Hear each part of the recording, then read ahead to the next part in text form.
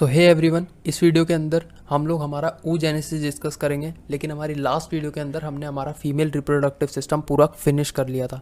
सो अगर अभी तक आपने वो वीडियो नहीं देखा है तो आई बटन पे क्लिक करके उस वीडियो को चेक कर लेना। ऑल्सो इस वीडियो को समझने के लिए अगर आपने एक बार स्पर्मेटोजेनेसिस देख लोगे तो आपको ये वीडियो बहुत ईजी लगेगी, क्योंकि टॉपिक काफ़ी ज़्यादा सिमिलर है, बस थोड़ा सा फ़र्क है, ये उससे थोड़ा सा ज़्यादा कॉम्प्लेक्स है। लेकिन वीडियो के लास्ट तक ये टॉपिक आपको पूरी तरह से क्लियर हो जाएगा। सो इस वीडियो में सबसे पहले स्टार्ट करते हैं हमारा topic, that is oogenesis। So oogenesis होता है हमारा फॉर्मेशन ऑफ ओवम या फिर एग का फॉर्मेशन होना। सो जो फीमेल के अंदर एग बनता है उसी प्रोसेस को हम लोग oogenesis बोलते हैं।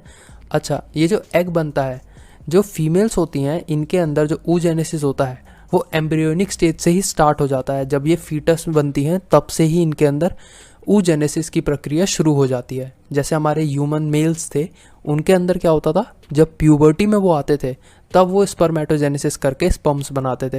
लेकिन फीमेल्स में एग बनने की जो प्रक्रिया होती है वो उनकी एम्ब्रियोनिक स्टेज से ही स्टार्ट हो जाती है। दूसरी बात यह है कि जो फीमेल्स होती है उनकी जो 2 ओवरीज होती हैं हर फीमेल में, सो दोनों ओवरीज में से हर एक ओवरी के अंदर मिलियंस ऑफ ओगोनिया प्रेजेंट होते हैं। अच्छा, ओगोनिया क्या होता है? जैसे स्पर्मेटोगोनिया से स्पर्म्स बनते थे, इसी तरह से ओगोनिया की हेल्प से ही आगे आके ओवम बनेगा। स्पर्मेटोगोनिया हमारे सेमनीफेरस ट्यूब्यूल्स के अंदर थे, जो टेस्टिस के अंदर थी। इसी तरह से हमारे जो ओगोनिया होते हैं वो फीमेल की ओवरी के अंदर प्रेजेंट होते हैं और मिलियंस के अमाउंट में प्रेजेंट होते हैं। तो अब देखते हैं कि इनसे फॉर्मेशन कैसे होगा।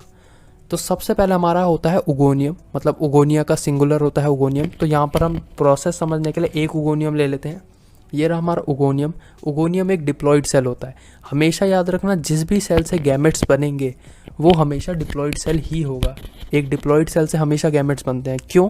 क्योंकि जो डिप्लॉइड सेल है वो आगे मियोसिस करेगा। मियोसिस करने से उसके क्रोमोसोम नंबर हाफ हो जाएंगे, और क्रोमोसोम नंबर हाफ हो गए तब वो हैप्लॉइड सेल बन जाएगा। तो एक फीमेल का हैप्लॉइड एक मेल का हैप्लॉइड फ्यूज़ करके हमेशा डिप्लॉइड बनाते हैं।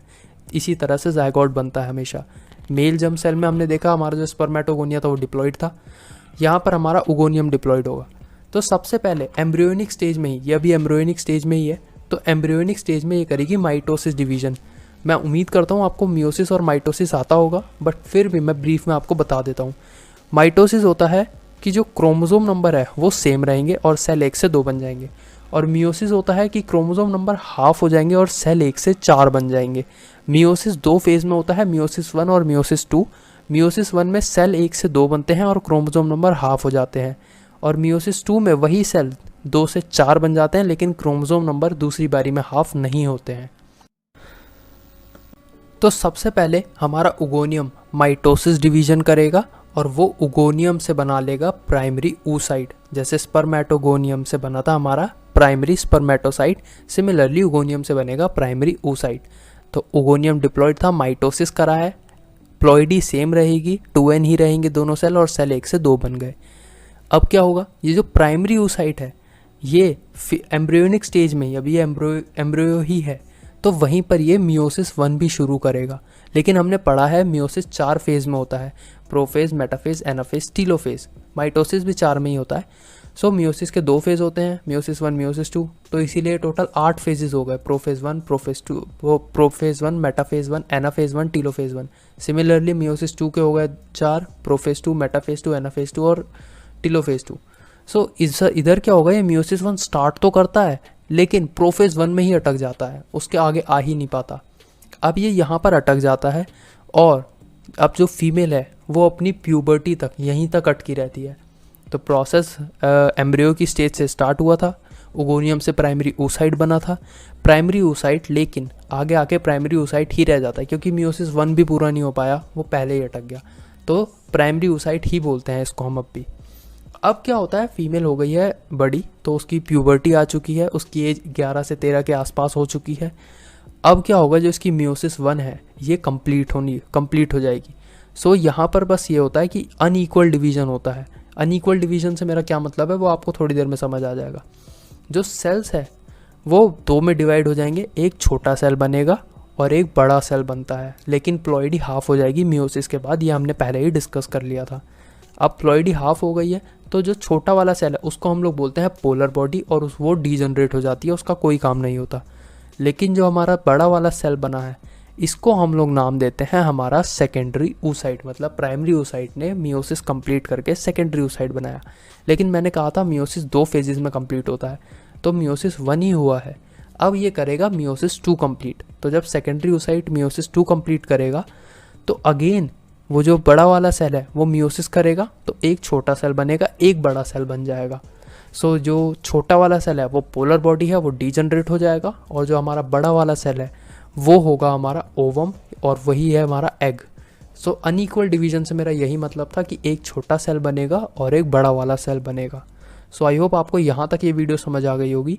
अब वीडियो में थोड़ा सा पीछे चलेंगे और समझेंगे कि बीच में इसके साथ एक और प्रोसेस है जो साथ साथ चलता रहता है। तो दोनों प्रोसेस को आई होप आप लोग सिंक्रोनाइज कर पाओगे। सो चलते हैं दोबारा और समझते हैं कि वो क्या प्रोसेस है जो हमने ऊपर स्किप किया था। अच्छा, हमने डिस्कस किया कि हमारा उगोनियम माइटोसिस करके प्राइमरी oocyte बनाता है। प्राइमरी oocyte मियोसिस 1 शुरू तो करता है लेकिन प्रोफेज 1 पे ही रुक जाता है। अब उसके बाद वो प्यूबर्टी के बाद आगे का प्रोसेस करता है। लेकिन इस पूरी प्यूबर्टी के बीच तक सिर्फ इतना ही नहीं होता है, प्राइमरी oocyte बन के रुकता ही नहीं है, और भी कुछ प्रोसेस होते हैं एम्ब्रियोनिक स्टेज से प्यूबर्टी तक के। वो क्या होता है, आपका ये जो प्राइमरी oocyte मियोसिस 1 पे अटक गया है, ये वाला जो सेल है प्राइमरी oocyte जो मियोसिस 1 पे अटक गया है, इसके अराउंड एक सेल की लेयर आ जाती है। इस सेल की लेयर को हम लोग नाम देते हैं ग्रेन्युलोसा सेल्स। सो जब इसके अराउंड ग्रेन्युलोसा सेल्स की लेयर आ गई, प्राइमरी oocyte के अराउंड ग्रेन्युलोसा सेल्स की लेयर आ चुकी है, अब इस स्ट्रक्चर को, पूरे स्ट्रक्चर को हम लोग बोलते हैं primary follicle. I hope it's clear कि प्राइमरी फॉलिकल क्या होता है। प्राइमरी oocyte के अराउंड ग्रेन्युलोसा सेल्स की लेयर आ जाती है। ये एम्ब्रियोनिक स्टेज में ही होता है। तो एम्ब्रियोनिक स्टेज के बाद प्यूबर्टी तक हमारे जो प्राइमरी oocyte है उसका नंबर बहुत ज़्यादा डिक्रीज़ होता रहता है फीमेल की बॉडी के अंदर। मिलियंस थे ओगोनिया स्टार्टिंग में, उसके बाद वो डिवाइड होकर प्राइमरी oocyte बनाते हैं। प्राइमरी oocyte के बाद ग्रेन्युलोसा सेल्स आते हैं और प्यूबर्टी तक उनका नंबर बॉडी में डिक्रीज़ होता है, और हर फीमेल के अंदर 60,000 से 80,000 प्राइमरी oocyte बसते हैं, मतलब प्राइमरी फॉलिकल्स। दोनों एक ही बात है। आई होप आप इंटर रिलेट कर पा रहे होगे इनको। सो उसके बाद क्या होता है, ये जो हमारा प्राइमरी फॉलिकल है ये आगे डेवलप होता है। अब ये प्राइमरी फॉलिकल रुका रहता है प्यूबर्टी तक। प्यूबर्टी में जब फीमेल आती है तब इसका प्रोसेस आगे स्टार्ट होता है। तब क्या होता है, प्राइमरी फॉलिकल का डेवलपमेंट दोबारा शुरू होता है। प्राइमरी फॉलिकल डेवलप होकर के उसके बाहर एक और ग्रेन्युलोसा सेल्स की लेयर आ जाती है, मतलब मल्टी लेयर हो जाती है ग्रेन्युलोसा सेल्स की। इस स्ट्रक्चर को हम लोग नाम दे देते हैं सेकेंडरी फॉलिकल। अब ये सेकेंडरी फॉलिकल आगे फर्दर डेवलप होता है। डेवलप होने के बाद इसके बाहर और लेयर्स आ जाती हैं ग्रेन्युलोसा सेल्स की, और जो हमारा एक बीच में इसके कैविटी भी बन जाती है, खाली स्पेस बन जाता है। उस कैविटी के अंदर फ्लूइड भरा हुआ होता है। Cavity filled with fluid in tertiary follicle is antrum. मतलब हमारा जो टर्शियरी ये जो फॉलिकल है इसको हम लोग नाम देते हैं टर्शियरी फॉलिकल, और जो इसका फ्लूइड है जिसमें स्पेस भरा हुआ है उस फ्लूइड को हम लोग बोलते हैं एंट्रम। उस स्पेस को, जो कैविटी है जो फ्लूइड से भरी है, उसको हम लोग एंट्रम नाम देते हैं। अच्छा, हमारा टर्शियरी फॉलिकल तो पूरा बन चुका है, लेकिन एक बात अच्छे से याद रखो कि अभी तक ये प्राइमरी oocyte ही है। जैसे हमारे प्राइमरी oocyte के बाहर एक सेल की लेयर आई, प्राइमरी फॉलिकल बना, और मल्टी लेयर्ड हो गई, 2-3 लेयर्स आ गई, सेकेंडरी फॉलिकल बना, और लेयर्स आती गई तो हमारा टर्शियरी फॉलिकल बना। लेकिन जो हमारा प्राइमरी oocyte है वो सेम है, इसके अंदर अभी भी प्राइमरी oocyte ही है, अभी तक ये सेकेंडरी oocyte नहीं बना है। तो टर्शियरी फॉलिकल के बाद ये जो हमारा प्राइमरी oocyte है, जब एंट्रम आ जाता है तब प्राइमरी oocyte मियोसिस 1 कंप्लीट करता है, अपना अनइक्वल डिवीजन करता है जिसमें पोलर बॉडी बनती थी और हमारा सेकेंडरी oocyte बनता था। सो टर्शियरी फॉलिकल के बाद जो फॉलिकल आता है उसके अंदर हमारा सेकेंडरी oocyte बनता है, और उसके बाहर एक कवरिंग आ जाती है, एक प्रोटेक्टिव लेयर आ जाती है। ये प्रोटेक्टिव लेयर का नाम होता है जोना पेलुसिडा। इस लेयर का काम क्या होता है ये आपको बताता हूँ। जब फर्टिलाइजेशन होता है एग में, तब ये लेयर इंश्योर करती है कि बस एक ही स्पर्म फर्टिलाइज कर सके और कोई भी स्पर्म आ करके दोबारा फर्टिलाइजेशन नहीं कर पाता। तो सेकेंडरी oocyte के बाद जब जोना पेलुसिडा आ जाती है, यही होता है हमारा ओवम और एग। सो हमारा जो एग है इसके अराउंड एक और लेयर आ जाती है ग्रेन्युलोसा सेल्स की। मतलब टर्शियरी फॉलिकल में थी ऑलरेडी लेयर्स, इसके अराउंड और ज़्यादा लेयर्स आ जाती हैं। सो इस फाइनल फॉलिकल को हम लोग बोलते हैं हमारा ग्राफियन फॉलिकल। और इस ग्राफियन फॉलिकल